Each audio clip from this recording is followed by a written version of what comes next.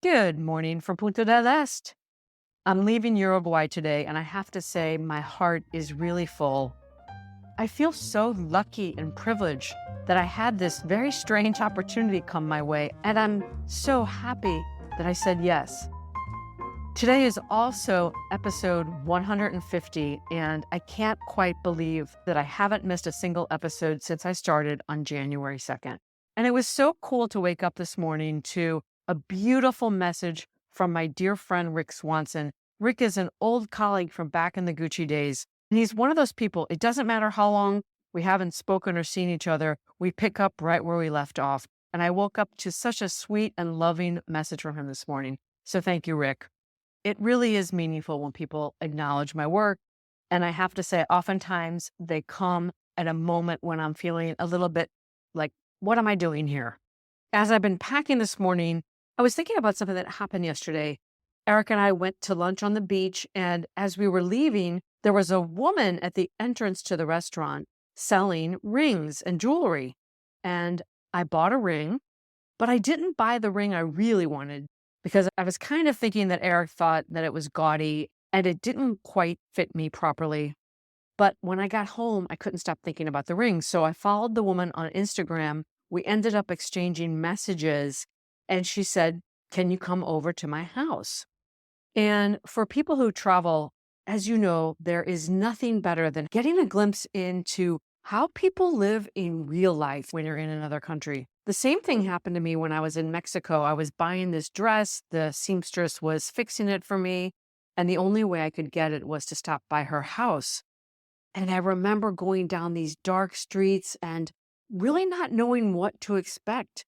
And it was really cool to see how she lived, the size of the space, the way it was laid out. So I jumped at this opportunity and I call Eric and I say, "Can I come grab your car? I want to go over to the woman's house who sold me the ring and buy something else." And he said, "Oh, no, I'm coming with you." And of course, it turned out that we went down a street that he didn't know. We saw these homes that he had never seen. He got to speak with the artist and learn about his technique and see if he could possibly work with him in the future. It was just a really fun thing. And by the way, my ring is absolutely stunning. Anyway, the thing that I'm thinking about today is one of the things that I've really been loving about my travels is that it reminds me back in the day when I first went to Spain and I didn't speak a word of Spanish.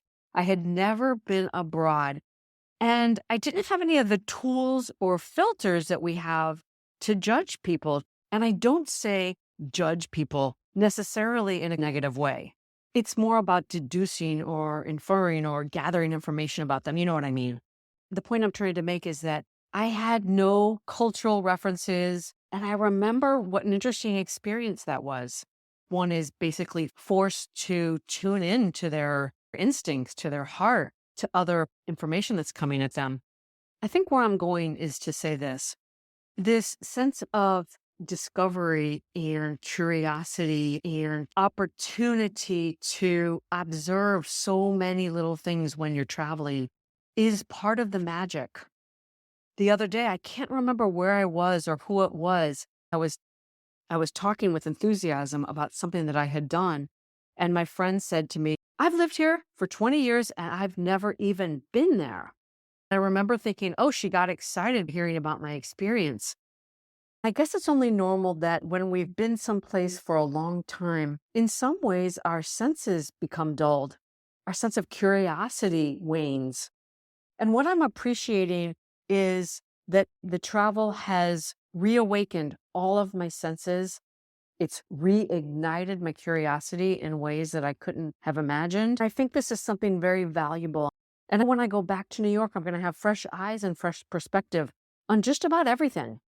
All this to say, buy that ticket, make the plan, take that trip that's calling you. It doesn't need to be someplace far and exotic. Just step outside of your normal world.